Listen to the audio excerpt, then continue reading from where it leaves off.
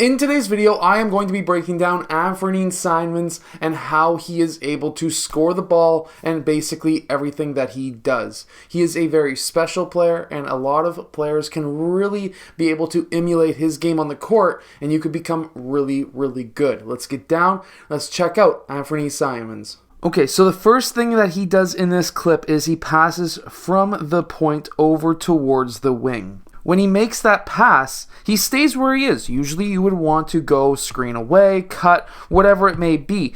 But he notices that his defender leaves him, which then means that he has a wide open shot. And when he gets that ball back, he's able to make that shot. And as soon as he gets that ball back, he knows. He steps into his shot. He goes left, right. He wants to kick that right foot down to get his right side in line. And that allows him to release that shot from extremely deep and makes it.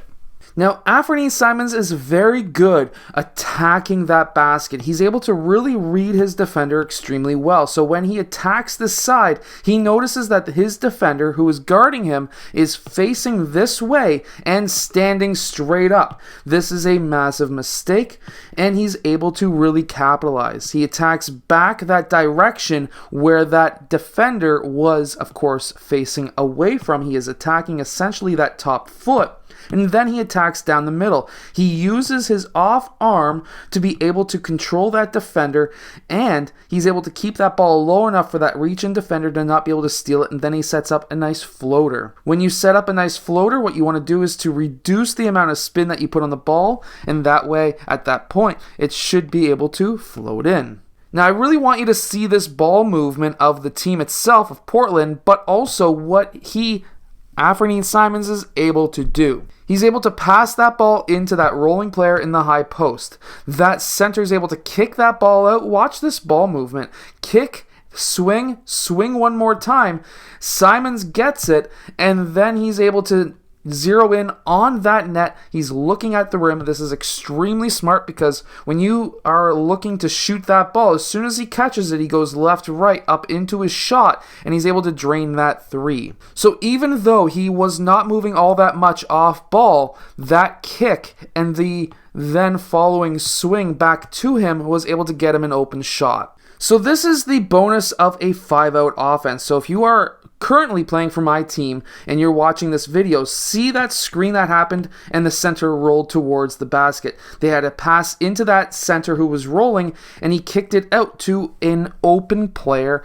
One of these three players along the perimeter was open, and it seemed to be the middle one. He passed to the middle one, and then that middle one was able to do a quick fake pass out towards the corner, but then eventually passed over to Simons. Simons was able to keep that floor spread. He's able to hop into his jumper, and he's able to get an open three. Now, he missed here, but that ball movement is extremely important, and that ball spacing, off-ball spacing, is extremely important, and Simons is able to do that like a boss.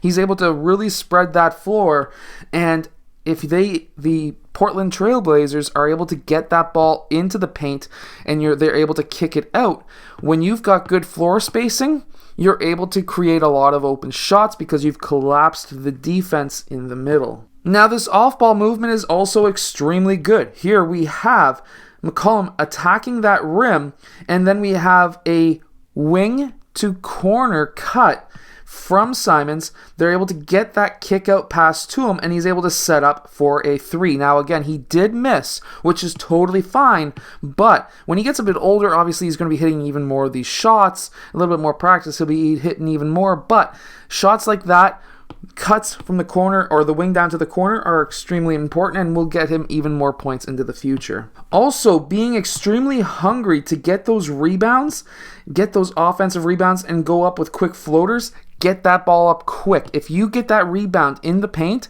get that ball up quick. It's not going to be open for long. If he even waited another second, Jokic was going to block that shot. So you need to get that shot up quick.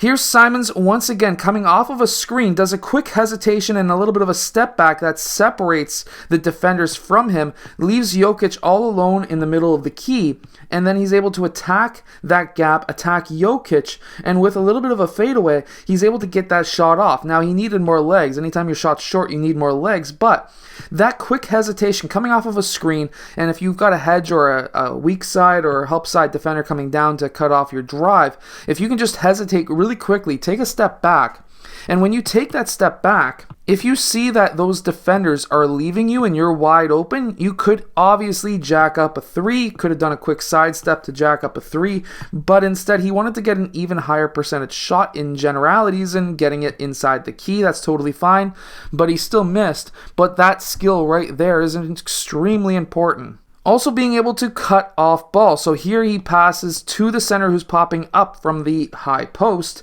He then gets a backside screen on him, and there's no help defender or hedging player to come down to guard him, in which case he's able to get that ball from that cut and slam it down. If he wasn't paying attention to his teammates, he would have never seen that screen happening, and of course, by attacking the basket because his defender was going over top of the screen, he's going to have an open layup. However, if this defender was going underneath the screen, he would need to pop out either towards the wing or the corner or pop back for a three. But because his defender was going over top of that screen, he cut in quick, which then allowed him to get that open lane for that dunk. I hope that this video helps you become a better basketball player. If it does, hit that like button and subscribe, and I'll see you guys again next time.